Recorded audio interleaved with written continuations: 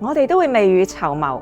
好似儲蓄、立遺囑，仲有計劃退休生活。不過面對健康挑戰，要做重大醫療決定嘅時候，我哋嘅準備又係咪足夠？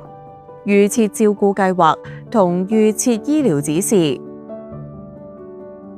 醫生啊，我最近聽個朋友提起啦，預設醫療指示同埋預設照顧計劃啦，其實係關於咩㗎？預設照顧計劃 （Advanced Care Planning） 簡稱 ACP， 就係預早為病人制定晚期照顧嘅安排，適合精神上有行為能力或精神上無行為能力嘅病人。目的係預先同醫護人員商討，確保治療方案符合病人嘅價值觀同意願。預設照顧計劃範疇廣泛，涵蓋咗身心社靈嘅照顧。其中一個重要嘅部分就係當病人患上咗嚴重疾病，病情惡化至無法逆轉，而病人亦都陷入咗昏迷或者失去咗自主決策能力嘅時候，係咪拒絕接受維持生命治療？精神上有行為能力嘅病人可以進一步訂立預設醫療指示 （Advanced Medical Directive）， 簡稱 AMD。呢份文件有法律效力，可以清楚表明自己係拒絕接受邊一啲維持生命治療。例如，你可以選擇當病情去到末期時，係咪拒絕接受心肺復甦術或者其他維持生命治療？喺訂立預設醫療指示之前，我哋建議病人、屋企人同醫護人員先透過預設照顧計劃進行一個充分嘅討論，確保病人嘅醫療決定係符合佢哋自己嘅意願同埋價值觀嘅。點解預先討論維持生命治療係咁重要？當時爸爸病危，醫院問我哋要唔要急救，我哋完全唔知道佢嘅意願，喺危急情況下揀咗急救。但係爸爸過身之後，我先喺日記入邊發現佢其實想自然離開。嗰段時間真係好難受。如果同樣嘅事發生喺我身上，我唔想屋企人咁為難。所以趁而家有自主做決定能力嘅時候，同屋企人討論係好重要嘅。跟住落嚟，我哋會講下咩係維持生命治療，例如心肺復甦術、人工輔助呼吸、血液製品、心臟起搏器及血管增壓素，為特定疾病而設嘅專門治療，例如化學治療或透析治療、抗生素以及人工供給營養與水分。等你初步了解到佢哋嘅利同弊，幫助你選擇適合自己嘅醫療安排。我哋鼓勵病人喺自己清醒嘅時候，同屋企人表達自己嘅意願。如果病人而家已經因為病情未能表達自己嘅意願，屋企人亦都可以根據對病人嘅了解，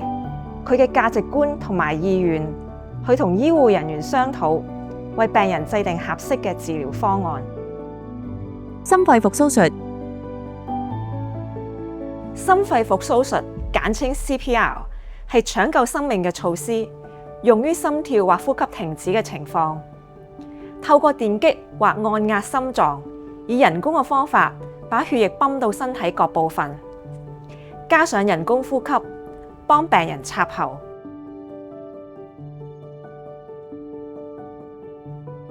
接駁呼吸機，直接泵氧氣到病人肺部。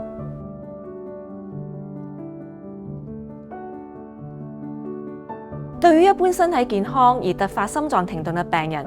施行 CPR 係相對有效嘅。但對於晚期或者身體情況非常衰弱嘅病人，施行 CPR 嘅成功率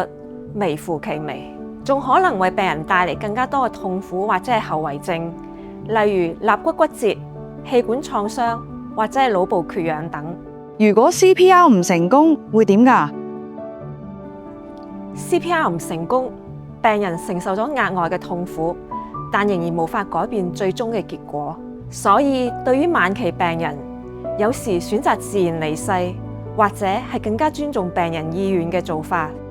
透過預設照顧計劃或預設醫療指示，你可以清楚表明病情去到晚期而不可逆轉時，係咪拒絕接受 CPR 等創傷性治療，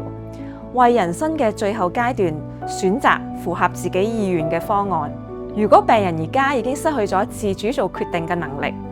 但同時未有預設照顧計劃或者係預設醫療指示，屋企人都可以同醫護人員商討，為病人設立預設照顧計劃嘅。心肺復甦術雖然可以搶救生命，但唔係所有病人都適合嘅，特別係晚期或者係身體狀況非常衰弱、身體機能嚴重受損嘅病人。提前了解同計劃，可以確保醫療安排符合自己嘅意願，同時減輕屋企人做緊急醫療決定嘅壓力。人工輔助呼吸。人工輔助呼吸 （Artificial Ventilation） 主要分為兩種，分別係侵入性同非侵入性。侵入性人工輔助呼吸係一種喺病人無法自行呼吸嘅時候使用嘅維持生命治療。經口插喉或喺頸部開口放入氣管導管，並接駁呼吸機，幫助病人呼吸。喺某啲急性或可逆轉嘅疾病情況下，呢項治療可以暫時維持呼吸，爭取治療時間。然而呢項治療具侵入性，插喉同使用呼吸機可能造成口腔、喉嚨或聲帶受傷，增加感染同其他併發症嘅風險。通常需要鎮靜，喺治療期間會影響說話同進食。對於晚期病情無法逆轉嘅病人，侵入性人工輔助呼吸未必能改善整體病情，甚至可能延長臨終過程。因此，喺考慮是否適合晚期病人使用嘅時候，需根據病情預後、個人價值觀同意願審慎考量。另一種係非侵入性人工輔助呼吸 （Non-invasive ventilation）， 簡稱 NIV， 透過正壓呼吸面罩接駁呼吸機，喺唔需要插喉嘅情況下協助病人呼吸，減輕呼吸困難。非侵入性呼吸機主要用於幫助呼吸困難嘅病人，例如急性呼吸衰竭、慢性阻塞性肺病 （COPD） 發作或者肺炎患者。呢一種技術係唔需要插喉嘅，對於病人嚟講，個侵入性係相對低一啲，亦都可以改善到氧氣供應，同埋增加肺部嘅換氣能力。NIV 喺特定急性病發時可以穩定病情，為其他治療爭取時間，但並非適合所有病人。例如，對於末期嘅病人，當病情已經去到難以逆轉嘅階段，NIV 可能只會延長不必要嘅痛苦。使用 NIV 會唔會有咩風險㗎？NIV 喺某啲情況之下的確可以幫助病人，但可能會引起以下嘅併發症。長時間戴住面罩可能導致面部壓力點位置出現紅腫或者係皮膚損傷。另外，因為氣流可能會進入胃部，導致病人會感到腹脹或者係唔舒服。另外，持續嘅氣流可能會令到鼻腔、口腔或者係喉嚨乾燥，導致不適。此外，部分嘅病人可能會因為面罩嘅壓迫感而感到焦慮或者係唔適應。使用 NIV 期間，醫生可能需要頻密抽血，以監察血液中養分同埋二氧化碳嘅水平，用作調整呼吸機嘅度數。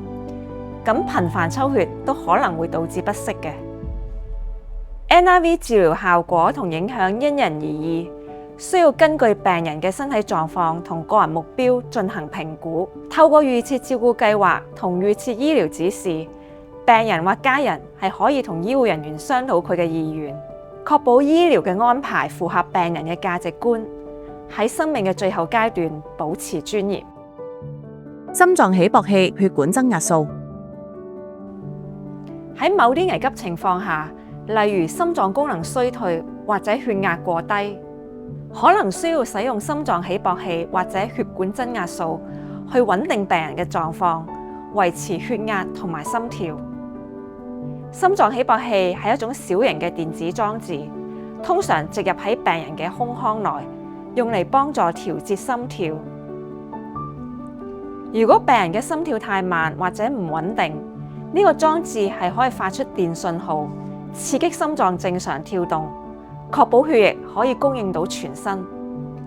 心臟起搏器係可以改善因為心跳太慢而令到心臟功能不足引起嘅症狀，例如頭暈、疲倦同埋氣促。不過植入手術亦可能有風險，例如感染、出血、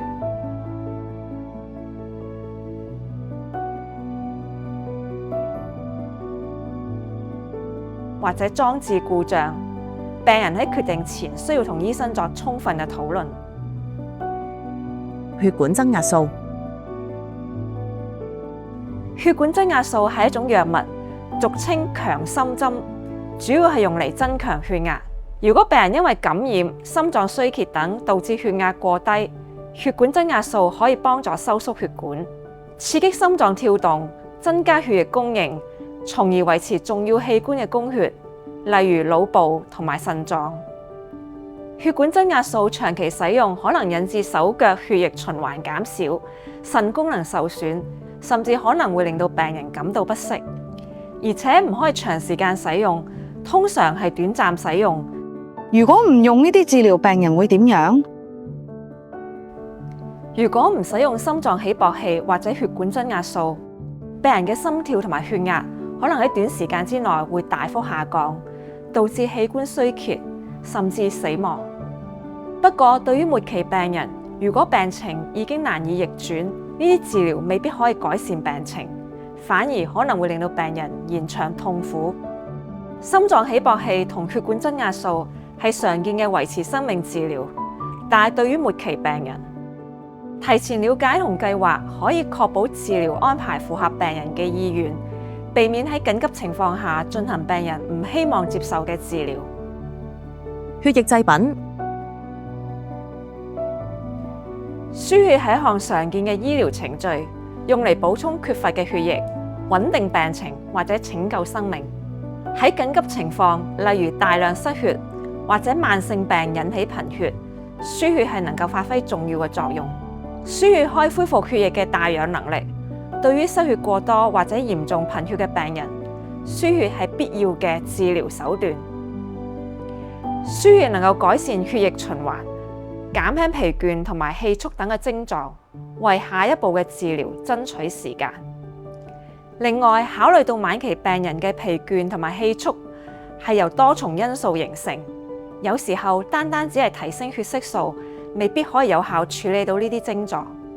對於末期血液病患者，特別係選擇唔接受化療嘅情況下，輸血嘅需要可能非常之頻繁，有時每隔幾個星期，甚至每隔幾日一次。頻繁輸血雖然能夠暫時改善症狀，但係會帶嚟挑戰，例如靜脈難以維持通暢，增加不適，同時病情仍然可能無可避免地惡化。輸血係安全嘅程序，但可能會出現過敏反應或者其他風險，或者喺極少數嘅情況下出現咗感染風險。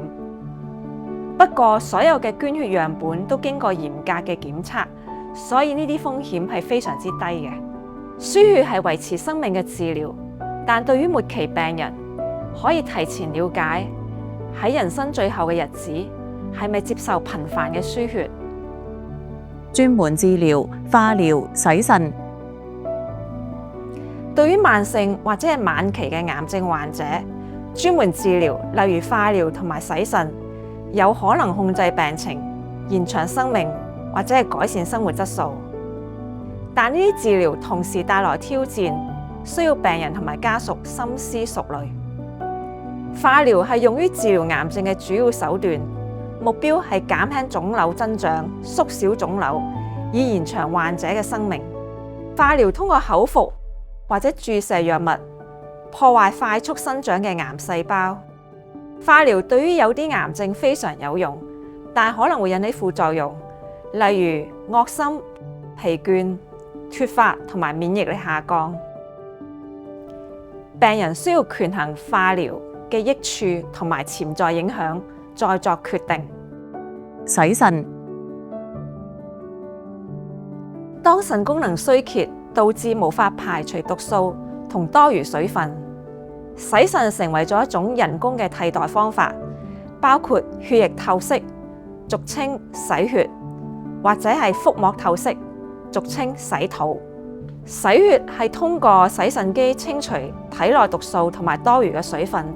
需要手術建立血管通路，例如動靜脈瘻管。每次治療需要3至4小時，每週大概3次。洗血可能會引起低血壓、抽筋或感染等嘅副作用。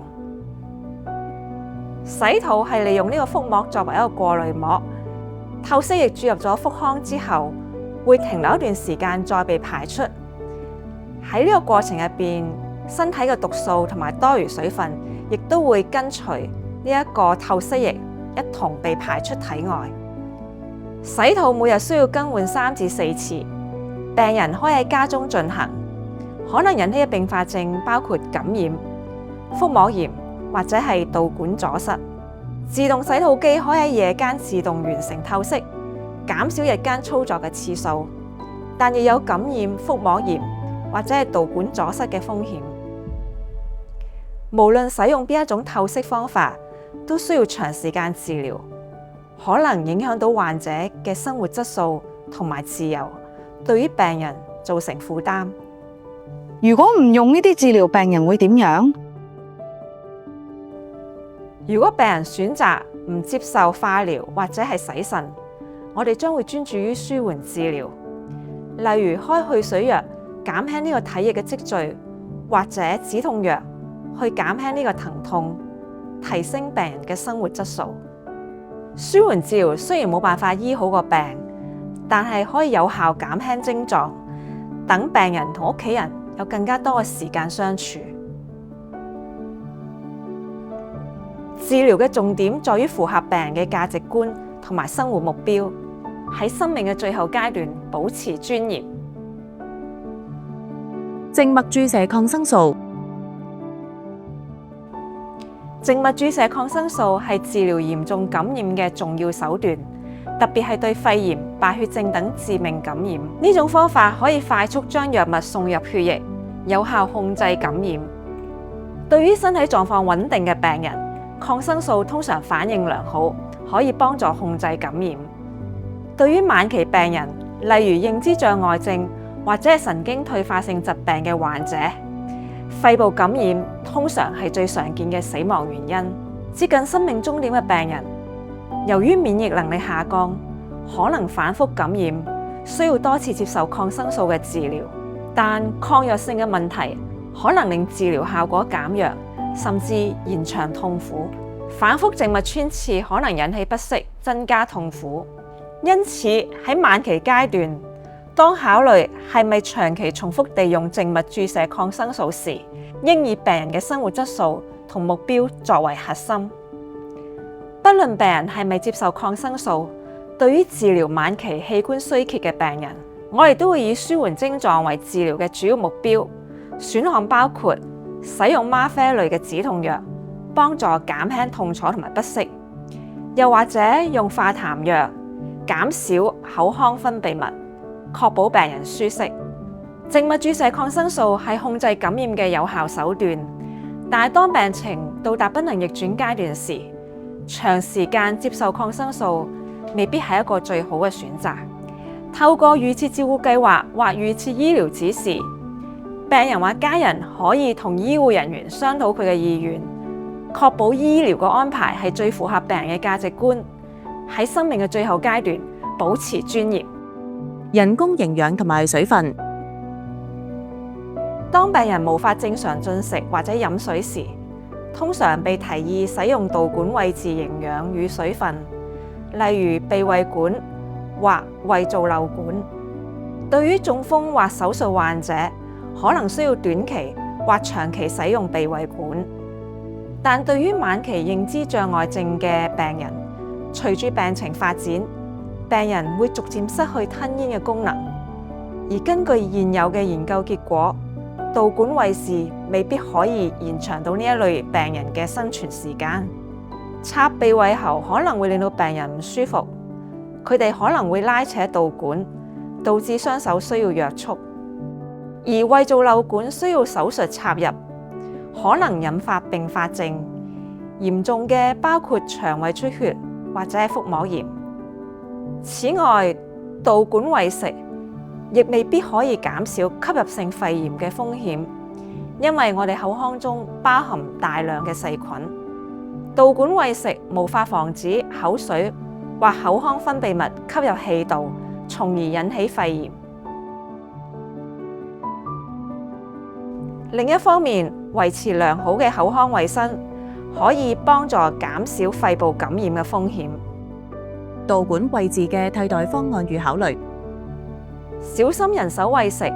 結合皮下或靜脈注射嚟補充體液係另一種選擇，可以減少不適。病人某程度上亦都可以保留口部進食嘅樂趣。不過，手餵亦都有食物進入氣管風險，引致窒息。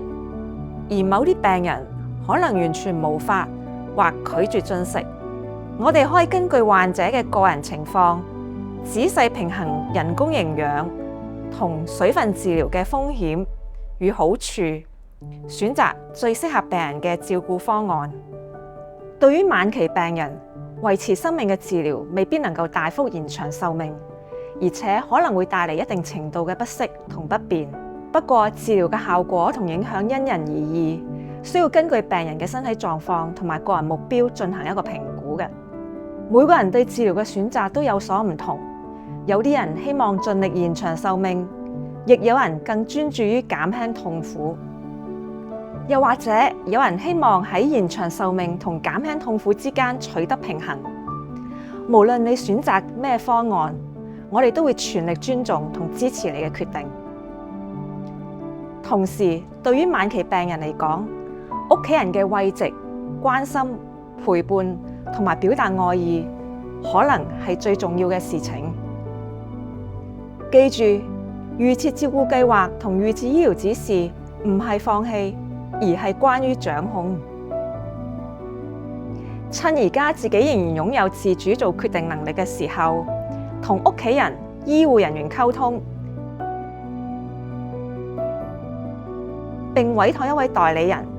喺你失去精神行為能力時候執行你嘅意願，確保你喺最後嘅日子獲得適合自己嘅照顧。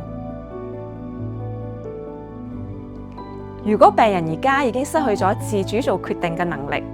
但同時未有預設照顧計劃或者係預設醫療指示，屋企人都可以同醫護人員商討，為病人設立預設照顧計劃嘅。